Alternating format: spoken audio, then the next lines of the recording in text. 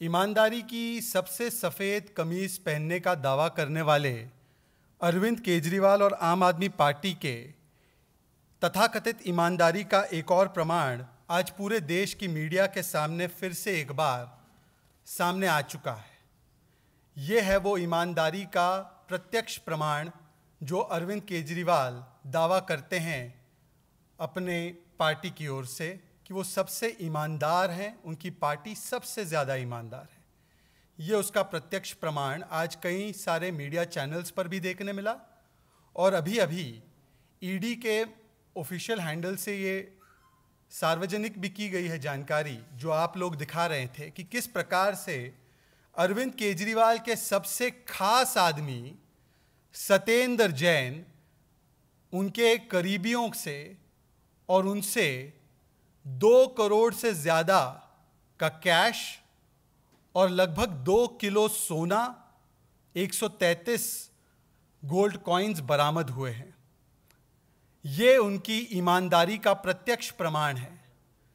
वैसे तो प्रत्यक्ष को प्रमाण की आवश्यकता नहीं होती है, परंतु समझ में नहीं आता कि अरविंद केजरीवाल जी जो सबसे ज़्यादा ईमानदारी की कमीज पहनने का दावा करते हैं, उनकी क्या ऐसी मजबूरी है कि आज तक वो दिल्ली के हेल्थ मिनिस्टर से बने हवालात मिनिस्टर, उनके खास मित्र और खास व्यक्ति सत्येंद्र जैन का इस्तीफा नहीं ले पा रहे हैं।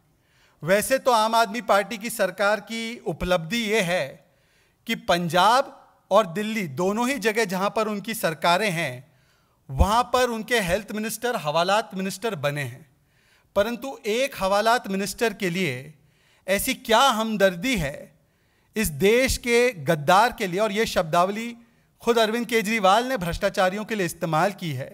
तो इस तथाकथित देश के गद्दार के लिए ऐसी क्या हमदर्दी है कि उसके इस्तीफे को लेने के बदले लगातार आम आदमी पार्टी की सरकार और आम आदमी पार्टी के लोग ABCD कर रहे हैं।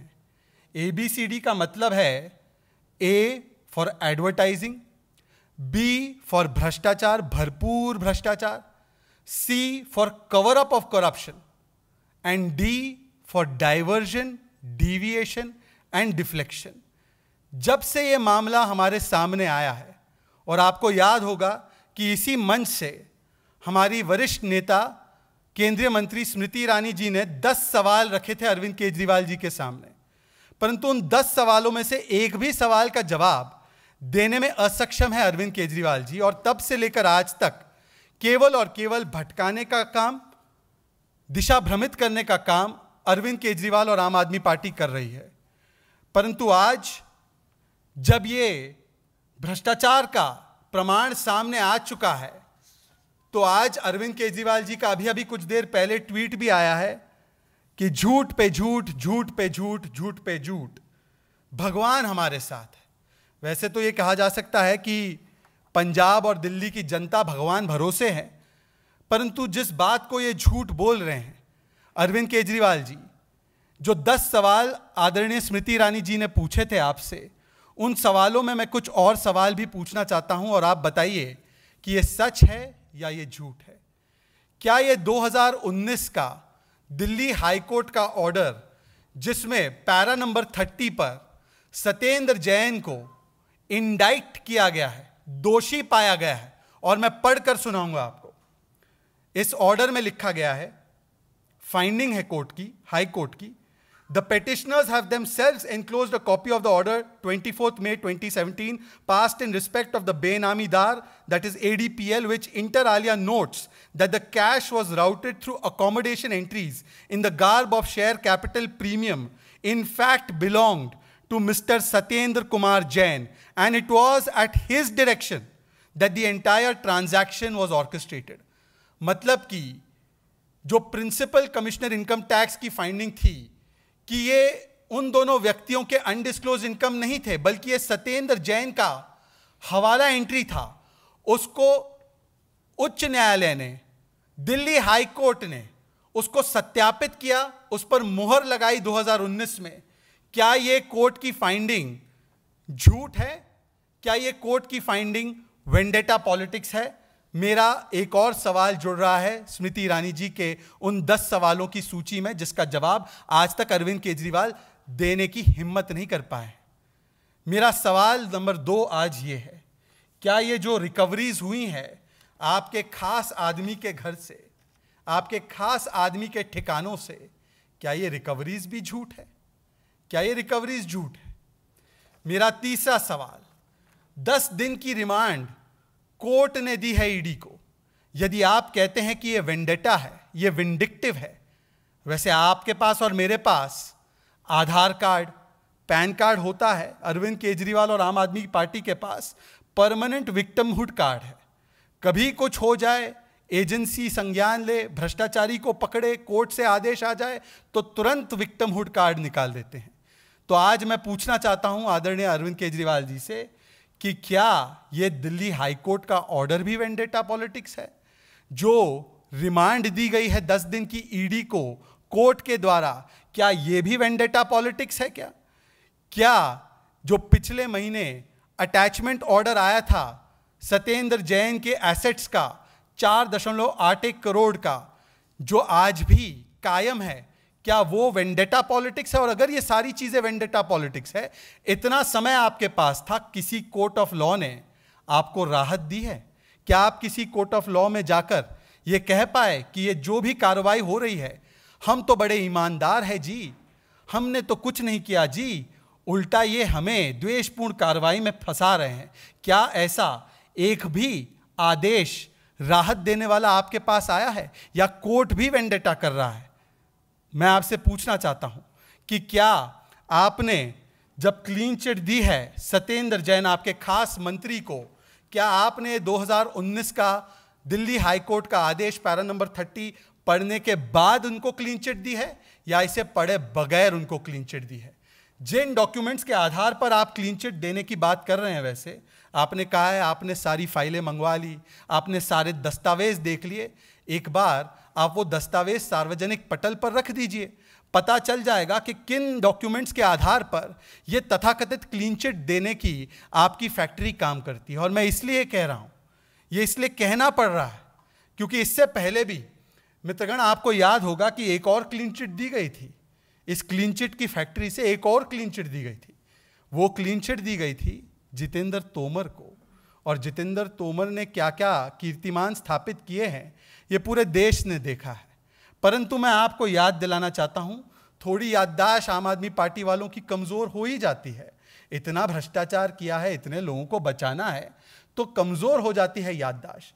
मैं उस समय का आपको वाक्य याद दिलाना चाहता हूं, और दोनों ही वाक्यों में किस प्रकार से समानताएं हैं देखिएगा। ऐसा लग रहा है कि अरविंद केजरीवाल जितेंद्र तोमर के लिए नहीं, आज सत्येंद्र जैन के लिए ही बोल रहे हैं। उस समय पर भी किस तरीके से अरविंद केजरीवाल जी जितेंद्र तोमर को क्लीन चिट दे रहे थे, कह रहे थे कि मैंने सारे कागज खुद मंगवा के देखे हैं और उन कागजों से प्रतीत होता है कि ये तो सबसे ईमानदार व्यक्ति है, इसको तो मीडिया और बाकी के लोग साजिशन फंसा रहे हैं, और इसीलिए मैं आपसे आग्रह करता हूं कि आप डॉक्यूमेंट्स देख लीजिए, ये तो पूर्ण तरीके से ईमानदार व्यक्ति है।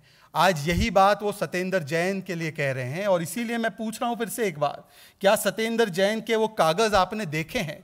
क्या उन कागजों में दिल्ली हाईकोर्ट का ऑर्डर है या नहीं है? और अगर है तो बताइए कि फिर भी आपने उनको क्लीन चिट कैसे दे दी, और अगर नहीं है तो बिना देखे आपने ये क्लीन चिट क्यों दी है? सार्वजनिक पटल पर वो सारे कागज रख दीजिए।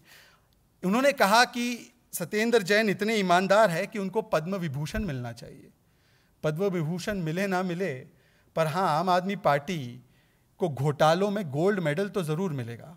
गोल्ड के कॉइन्स तो है ही वैसे उनके पास, gold medal of corruption and घोटाला ज़रूर मिलेगा। ये आम आदमी पार्टी का मैं ट्रैक रिकॉर्ड भी लेकर आया हूँ। जल बोर्ड, जहाँ पर बड़ा भ्रष्टाचार हो रहा है, वहाँ पर पारदर्शिता की बातें करने वाले अरविंद केजरीवाल के लोग सीएजी को ऑडिट और अकाउंट्स नहीं देते, सीएजी को दिल्ली हाईकोर्ट जाना पड़ता है। ये छपा हुआ है। आम आदमी पार्टी के जो ईमानदार विधायक है, ईमानदारी की कमीज पहनने वाले, वो लोकायुक्ता से कहते हैं कि हम आपको एसेट्स नहीं दिखाएंगे, हम आपको एसेट्स डिक्लेयर नहीं करेंगे। उल्टा लोकायुक्त के सामने जब बहुत सारे केसेस उनके मंत्रियों के और उनके विधायकों के चल रहे थे, और उनके सबसे ज़्यादा केसेस 2017 में 10 वर्षों में रजिस्टर किए गए लोक आयुक्त के पास, तो कई वर्षों तक, कई महीनों तक लोक आयुक्त को नियुक्त ही नहीं किया गया। बस के भी प्रोक्योरमेंट में घोटाले करने का उपलब्धि आम आदमी पार्टी की सरकार को हासिल है और इसीलिए ये गोल्ड मेडल मिलेगा इनको घोटाले के लिए। आज मैं केवल फिर से एक बार बताना चाहता हूं कि जब पर्दाफाश हो चुका है आम आदमी पार्टी की सरकार की तथाकथित ईमानदारी का, क्या अरविंद केजरीवाल बताएंगे कि ऐसी क्या मजबूरी है कि वो सत्येंद्र जैन को आज भी बचाने का काम कर रहे हैं। अभी तक उन्होंने स्मृति ईरानी जी द्वारा पूछे गए 10 सटीक सवालों का जवाब नहीं दिया है, हर बात पर डाइवर्ट करते हैं। क्या 2019 का हाईकोर्ट का आदेश जो इंडाइट करता है सत्येंद्र जैन को, क्या उन्होंने वो देखा है? क्या उन्होंने इसी प्रकार से विक्टिमहुड कार्ड जितेंद्र तोमर के लिए खेला था या नहीं खेला था? और यदि उस समय खेला था तो आज जब वो इसी कार्ड को खेल रहे हैं तो किस आधार पर उनकी इस बात पर यकीन किया जाए कि उन्होंने सारे कागज देख लिए हैं और फिर जाकर वो क्लीन चिट दे रहे हैं? और आखिरी सवाल, जो वेंडेटा कहते हैं, यदि सच में वेंडेटा है तो कोर्ट से आज तक आपको कोई रिलीफ नहीं मिली, आप अभी भी कोर्ट नहीं जा रहे रिलीफ लेने के लिए, और यदि आप इतने ही पाक हैं, इतने ही सत्यवान हैं, तो सत्येंद्र जैन का इस्तीफा लेकर उन्हें वापस भी लाया जा सकता है अगर उनको कोर्ट से क्लीन चिट मिल जाती है। परंतु ये नहीं किया जा रहा है क्योंकि कहीं ना कहीं ये भ्रष्टाचार की जो आंच है वो सत्येंद्र जैन पर नहीं रुकती है। हमें सबको पता है कि इस पैसों से, इन शेल कंपनियों से 200 बीघा ज़मीन खरीदी गई थी और हो सकता है कि इस पूरे भ्रष्टाचार में बहुत सारे स्टेक होल्डर्स हैं और उन स्टेक होल्डर्स के पास ये एजेंसियां पहुंच जाएगी, इसका डर सता रहा है और इसीलिए हो सकता है अरविंद केजरीवाल आज तक इस्तीफा लेने में नाकाम है, असक्षम है और लगातार भ्रष्टाचारियों का बचाव कर रहे हैं। बहुत बहुत धन्यवाद, शुक्रिया आपका। हेल्थ मिनिस्टर पंजाब का तो इस्तीफा तुरंत ले लिया गया, वहाँ पर तो कोर्ट की फाइंडिंग भी नहीं थी, फिर भी उनका इस्तीफा ले लिया गया और उनको मंत्री पद से बाहर कर दिया गया। ऐसी क्या मजबूरी है कि वो आज भी सत्येंद्र जैन को मंत्री बनाए रखना चाहते हैं? क्या अगर वो मंत्री होंगे तो जो जांच होनी चाहिए पूर्ण तरीके से, जो फ्री एंड फेयर प्रोब होना चाहिए, क्या वो फ्री एंड फेयर प्रोब की जा सकती है? तो मैं समझता हूं कि यदि अरविंद केजरीवाल डरते नहीं हैं, उनको छिपाने की कोई बात नहीं है या उनकी कोई मजबूरी नहीं है, तो उन्हें तो सत्येंद्र जैन का इस्तीफा बहुत पहले ले लेना चाहिए था। और मैं फिर से पूछ रहा हूं, क्या उन्होंने 2019 के हाईकोर्ट के आदेश को देखा है या उसको देखने के बाद वो आंख मूंद कर इस भ्रष्टाचारी मंत्री को बचा रहे हैं? ये हेल्थ मिनिस्टर टू हवालात मिनिस्टर को क्यों बचा रहे हैं अरविंद केजरीवाल, इसका जवाब उनको देना चाहिए, बिना डिफ्लेक्ट किए, बिना डिविएट किए।